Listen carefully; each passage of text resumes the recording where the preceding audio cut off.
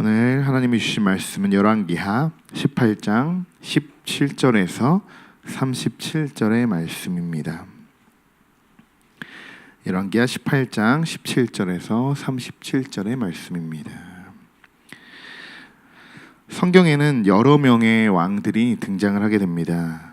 여러분이 잘 알고 있는 사울, 그리고 다윗, 솔로몬을 시작하여 왕정 시대가 시작됩니다. 이후 BC 922년에 두 개의 분단 국가가 되며 북이스라엘은 여로보암이 다스리게 되고 남유다는 르호보암이 다스리게 됩니다. 그 밑으로 수많은 왕들이 등장하게 되는데요. 그중 남유다 왕들 중에 19명 중에서 선하다고 평가받는 왕은 고작 8명 뿐입니다. 그들은 아사, 여호사밧, 요아스, 아마샤, 우시야, 요담, 히스기야, 요시야가 선한 왕으로 불려집니다.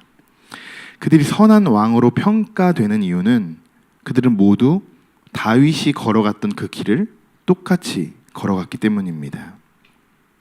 남유다의 왕들 중 선하다고 불리는 8명의 왕들 중에서 특히 히스기야와 요시야를 가장 선한 왕이라고 우리가 평가를 하고 있습니다.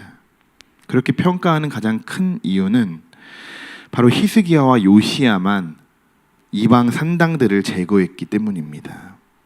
히스기야, 요시야 이 두 왕의 공통점이 한 가지 더 있는데 이들은 종교개혁을 감행했던 왕이라는 것입니다. 오늘 본문에 들어가기 앞서 앞의 내용을 조금 살펴보려고 하는데요.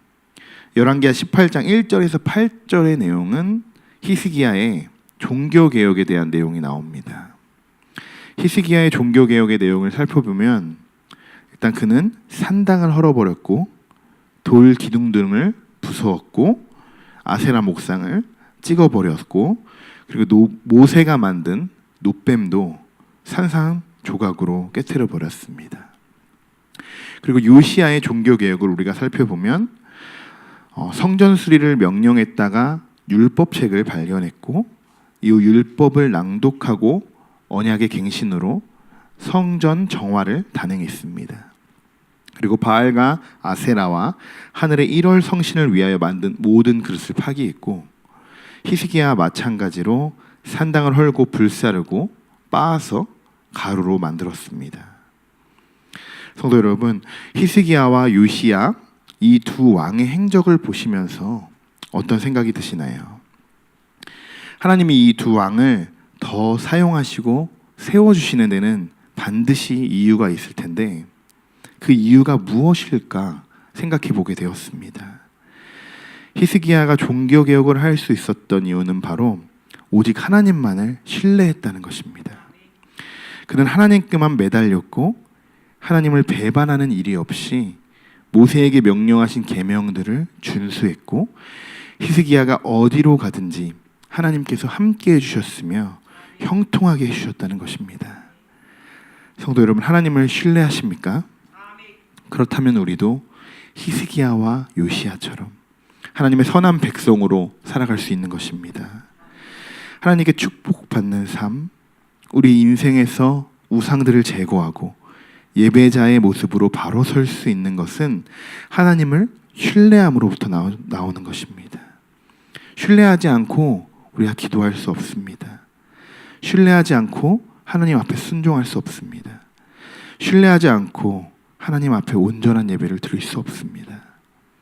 오늘 하루 어떻게 하는 것이 우리의 삶에서 하나님을 신뢰하는 것인지 여러분 각자의 삶 속에서 하나님을 신뢰하며 예배를 해보시기를 소망합니다. 오늘 본문 17절과 37절의 내용은 다시 유다를 치려고 아수르 왕이 다르단, 납사리스, 랍사게로 하여금 대군을 이끌고 예루살렘으로 올라오게 하는 내용입니다. 앞서 히스기야가 엄청난 조공을 바쳤는데도 아시리아 왕은 다르단과 납사르스와 납사게에게 많은 병력을 주어서 라기스에서부터 예루살렘으로 올려보내어 히스기야 왕을 치게 했습니다. 그들은 예루살렘으로 올라가서 윗 저수지의 수로 곁에 있는 빨레터로 가는 큰 길가에 포진하였고, 그들이 왕을 부르자 왕국의 책임자 엘리야김, 그리고 서기관 셈나, 역사기록관 요아가 그들을 맞이하러 나갔습니다. 아마도 그 현장은 어마무시한 군대들이 줄지어 서 있었을 것이고, 기고만장하게 지금 이들에게 위협을 주었을 것입니다. 랍사게의 무리들은 하나님을 대적하는 무리들입니다. 랍사게는 뱀같이 아주 말재주가 뛰어나고 교묘한 말로 백성들을 이간질하는 아주 질이 나쁜 사람입니다. 19절 하반절에 보면 네가 의뢰하는 이 의뢰가 무엇이냐라고 기록되어 있습니다. 쉬운 성경으로 보면 이 문장은 이렇게 쓰여 있습니다. 너는 누가 너를 도와줄 것으로 믿느냐? 이렇게 하나님을 비꼬며 말하고 있는 것입니다. 랍사게는 아수르가 유다를 공격하는 게 하나님의 뜻이라고 말합니다. 유다는 싸울 힘도 없고 무기도 전혀 없고 전술도 없기 때문에 절대 아수르와 싸울 수 없다고 말합니다. 어리석게도 히스기야가 이집트를 의지하는데 이집트는 부러진 갈대 지팡이처럼 아무 힘도 없다고 말합니다. 결국 랍사게는 히스기야에게 지금 항복하라고 이렇게 말하고 있는 것입니다. 랍사게는 아주 교묘하게 말장난을 계속합니다. 전쟁할 힘을 갖고 있는 것이 입만 가지고 되느냐? 제단에서 예배드려야 한다고 했으면서 히스기야는 제단과 산당들을 없애버리지 않았느냐? 너희가 아시리아의 가장 약한 병사 한 명이라도 물리칠 수가 있겠느냐? 그리고 마지막으로 그는 결정적인 말을 하게 됩니다. 25절에 내가 이곳에 와서 멸망시키는 일도 다 여호와의 허락을 받고 하는 것이다. 여호와께서 나에게 이 땅으로 가서 이 땅을 멸망시키라고 말씀하셨다. 이렇게 말도 안 되는 이야기를 지금 하고 있는 것입니다. 계속적으로 35절까지 랍사게의 언어폭력적인 말들이 계속되어집니다. 29절에는 히스기야에게 속지 말라. 히스기야는 너희를 내 손에서 건져낼 수 없다. 저는 오늘 설교 말씀을 묵상하면서 정말 가슴 아프게도 계속적으로 하나님의 권위를 무시하고 무차별적으로 하나님의 백성들을 짓밟는다는 느낌을 받았습니다. 랍사게는 결국 너희들이 항복하면 자유롭게 포도나무와 무화과 열매를 먹을 수 있으며 자기의 샘에서 언제든지 물을 마실 수 있다. 그리고 너희를 데려가기 전에 살던 그런 곳에서 살 수 있게 다시 해주겠다. 결코 너희를 죽이지 않을 테니 항복하고 나한테 와라. 이렇게 이야기하는 것입니다. 영화나 드라마에서 봤듯이 안 죽인다고 해놓고선 살려두는 것을 본 적이 없습니다. 아마 이들이 그래 항복하고 우리가 갈게 그렇게 해도 아마 이들은 다 죽었을 것입니다. 사랑하는 성도 여러분, 지금 이런 랍사게의 행동은 현재 우리가 사는 이 시대에도 똑같이 일어나고 있습니다. 세상적 관점에서 바라보는 랍사게의 시선과 하나님의 시선으로 바라보는 히스기야의 백성들로 나누어지게 되는데요. 이 시대에 하나님을 대적하는 사람들은 우리에게 이렇게 이야기합니다. 하나님이 너를 인도하는 것이 아니라 돈과 권력이 이 세상을 지배하는 거야. 나를 믿어. 내가 해결해 줄게. 내 말 한마디면 네가 편히 살 수 있는데 이것도 다 하나님의 뜻이지. 나를 만난 것은 하나님의 뜻인 거야. 그러니까 내가 하라는 대로만 하면 돼. 그럼 너는 앞으로 평생 배부르게 먹고 살 수 있고 평생 편히 자고 편안한 삶을 보장받을 거야. 잘 생각해봐. 지금까지 너희들이 어떻게 살아왔는지. 하나님이 너를 구원한 게 아니잖아. 이런 상황에서 하나님은 너를 구원할 수 없어. 지금은 좋은 라인을 타야 할 때고 지금이 너에게 가장 좋은 기회야. 이렇게 아주 달콤한 말들을 우리에게 해오고 있습니다. 주일날 예배 가서 하루를 버리는 것보다 가족과 함께 여행하는 게 훨씬 더 유익한 거고 주일날 교회에 시간 낭비하지 말고 그 시간에 돈이라도 한 푼 더 벌어서 그게 편하게 사는 거지. 너는 지금 하나님이라는 그 존재 때문에 다른 모든 삶을 포기한 것처럼 보여. 실제로 하나님을 믿지 않는 불신자들은 이것보다 더 심하게 하나님을 욕하고 크리스찬들을 바보 취급하는 그런 것이 지금 우리의 현실이고 사실이라는 것입니다.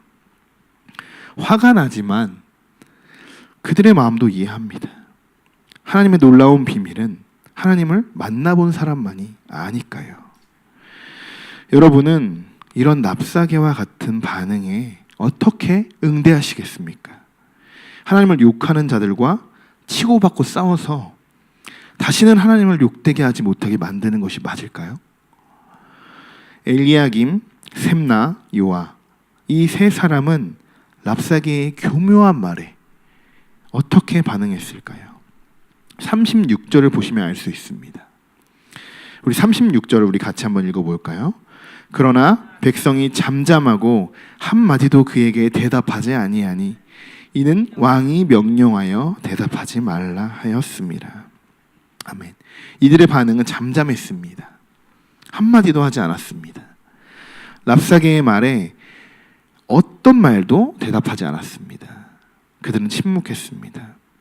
그런데 이들의 진짜 속마음은 어땠을까요? 속이 아마 울그락불그락 했을 것입니다.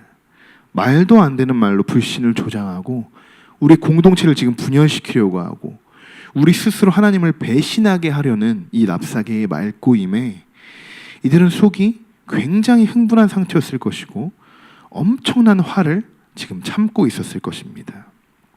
그러나 랍사개 앞에서 이들은 조금도 성낸 모습을 보이지 않고 드러내지 않았습니다. 이런 모습이 진정한 크리스찬의 모습인 것이죠. 지금 세상인들은 기독교인들을 지금 개독교라고 욕하고 있는 세상입니다. 그럼에도 불구하고 우리들의 자세는 침묵입니다. 세상은 오히려 그런 우리들을 뒤흔들어 놓으려고 그런 말들을 만들어내는 것이고 기독교인의 정체성을 무너뜨리려고 조장하는 것입니다. 우린 그런 반응이 흔들리지 않아야 하는 것입니다. 그들과 맞서 싸우는 것은 이미 그들에게 진 것과 다름이 없는 것입니다. 엘리야김, 셈나, 요아 이들이 침묵했던 이유는 또 하나의 이유가 있습니다.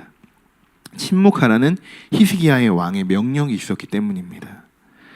왜 히스기야는 침묵하라고 그들에게 명령했을까요? 이미 히스기야는 이런 싸움이 의미 없는 싸움이라는 것을 알고 있었던 것입니다. 마치 세상 사람들이 교회 다니는 사람들을 욕하고 비웃을지라도 우리는 그런 사람들과 부딪힐 필요도 없고 맞서 싸울 필요도 없는 것과 아주 유사한 것입니다. 그런 우리는 이러한 상황에 어떻게 대처해야 하는가 우리가 마지막으로 같이 살펴보고 말씀을 마치려고 하는데요. 37절에 이에 힐기야의 아들로서 왕국 내의 책임자인 엘리야김과 서기관 셈나와 아삽의 아들 사관 요하가 옷을 찢고 히스기야에게 나아가서 랍사게의 말을 전하니라. 이들은 랍사게와의 그 대화를 마치고 다시 돌아온 뒤에 자기들의 옷을 찢어버리게 됩니다. 그동안 참고 있었던 그 화를 그들이 보이지 않는 곳에서 그 납사기가 보이지 않는 곳에서 터뜨리는 것이죠. 하나님을 믿고 하나님을 믿는 사람들이라고 화를 내는 것이 아니죠. 화를 내는 장소와 때를 잘 가리는 것뿐입니다. 앞서 말씀드린 것처럼 이들은 랍사게의 말에 엄청난 화를 품고 있었고 돌아오자마자 옷을 찢으며 그 화를 표현한 것입니다. 이들이 정말 잘한 것은 랍사게와의 대화에서 그 랍사게의 말에 전혀 화를 내지 않고 정말 잘 참았다는 것입니다. 두 번째로 그 화를 다른 사람에게 푸는 것이 아니라 자기의 옷을 스스로 찢으며 잘 풀어나갔다는 것입니다. 이 정도로 화가 났으면 눈에 보이는 것이 없었을 텐데 그들은 답답한 마음을 달래며 그냥 스스로 자기의 옷만을 찢으며 화를 풀어나갔다는 것입니다. 성도 여러분, 우리도 세상에서 우리를 대적하는 사람들 앞에서 똑같이 행동하지 않고 하나님 앞에서만 우리의 속상함, 우리의 성냄, 우리의 탄식하는 소리를 하나님께만 외치시기 바랍니다. 우리가 쌓여야 할 것은 우리를 욕하는 그런 세상이 아닙니다. 하나님을 바라보지 못하게 하는 사탄입니다. 사탄은 계속적으로 우리가 하나님께 다가가지 못하게 방해할 것이고 교묘한 방법을 사용해서 죄를 짓게 만들 것입니다. 하지만 하나님은 우리의 기도를 들으시고 우리를 형통하게 하신다는 것을 우리는 알고 있습니다. 오늘 하루도 그런 하나님을 신뢰함으로 하나님을 대적하는 모든 무리에서 승리하는 삶을 살아가시기를 소망합니다. 기도하겠습니다. 히스기야 왕이 종교개혁을 감행했던 것처럼 우리도 우리의 인생에서 우상들을 제거하고 예배자의 모습으로 바로 설 수 있도록 인도하여 주옵소서. 우리가 해야 할 일은 하나님을 신뢰함으로부터 시작됩니다. 하나님을 신뢰하지 못한 것이 있다면 용서하시고 하나님 그분만 의지하고 믿고 나아가는 순종의 사람으로 세워지게 하옵소서. 또한 세상은 하나님의 존재를 부인하고 기독교인들을 비웃는 강팍한 세상이 되었습니다. 하지만 우리가 해야 할 일은 그들과 맞서 싸우는 것이 아니라 온전히 하나님만 바라보고 하나님의 선한 능력으로 그들에게 하나님을 증거하는 것입니다. 하나님을 비웃는 그들을 하나님을 찬양하는 사람들로 변화시켜 주시고 또 다른 사람에게 복음을 전하는 전도자로 쓰임받을 수 있도록 하나님께서 역사하여 주옵소서. 오늘 하루로 하나님만을 의지합니다. 우리를 죄에서 구원해 주신 하나님만을 신뢰합니다.